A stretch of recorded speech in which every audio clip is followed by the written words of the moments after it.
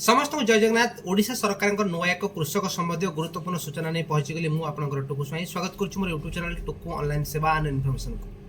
जदि आपण मैंने मो वीडियो को प्रथम थर देखुं मो चैनल को सब्सक्राइब करना तेरे एवं सब्सक्राइब करनी आपण मैंने घरे बसी समस्त ऑनलाइन स्कीम अपडेट पाइपर और घरे बसी समस्त योजना को ऑनलाइन आवेदन करेंगे।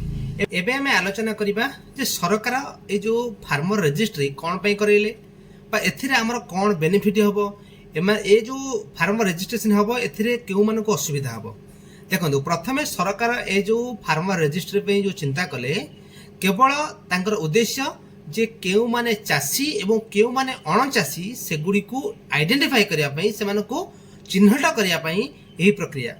देखो बहुत जन लोक अच्छा जो मैंने केंद्र सरकार और राज्य सरकार बेनिफिट पाँच जहाँकि से गोटे चाषी चाष जमी अच्छी बोली से बेनिफिट पाँच प्रकृत में मध्य बहुत जन अच्छा जो मैंने अणचाषी केवल सरकार ये जो प्रक्रिया केवल सेगुड़ी को चिन्हट करने क्यों मैंने अणचाषी अच्छा सेगुड़ी को चिन्हट करने यही प्रक्रिया कर समस्त को रेजिस्ट्रेशन करने को पड़ो एवं जो मानकर चाष जमी थाई कहते आम रेजिस्ट्रेशन न करूँ जदि कौन असुविधा हम मुझे कही रखे आपणकर सीएम किसान हो पीएम किसान हो ए सबुति आपणकर चाष जमी डिटेल्स अपडेट आप एगुड़ी को निहाती आवश्यक। जदि आप फार्मर रेजिस्ट्रेशन करूना तेज आपण मैंने वंचित हे तेणु आपण मैंने निश्चित भाव में यही रेजिस्ट्रेशन भाग नियंतु आपण मैंने आपणकर डॉक्यूमेंट आधार कार्ड रे मोबाइल नंबर संयोग थिबा दरकार एवं आर पट्टा जहाँ कि आप ऑनलाइन रे भूल एक साइड डाउनलोड करी